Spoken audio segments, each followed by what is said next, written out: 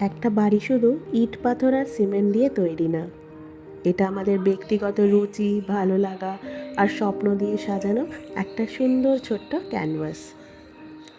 বাড়ি বা ঘর সাজানো মানে শুধু নতুন জিনিস কেনা নয়, বরং পুরনো জিনিসগুলোকে নতুন করে সাজিয়ে পরিবেশকে আর নিজের মনকে প্রাণবন্ত করে তোলা। সামনেই তো দিওয়ালি, উৎসবের মরশুম। আর এই উৎসবের মরশুম মানেই তো আনন্দ আর নতুনত্বের ছোঁয়া।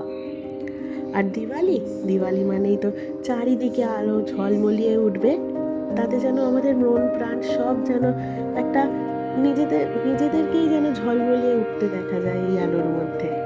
আর দিওয়ালি মানে তো চারিদিকে আলোকসজ্জা, শুধু আলো আর আলো, যেদিকে দু চোখ যায় সেদিকে শুধুই আলো।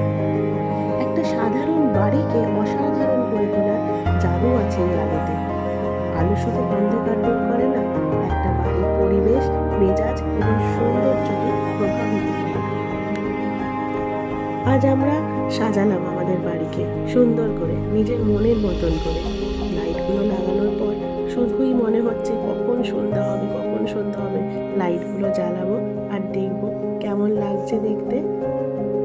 আস্তে আস্তে আমাদের এই ইচ্ছেটাও পূরণ হয়ে গেল। সন্ধে নেমে আসলো আর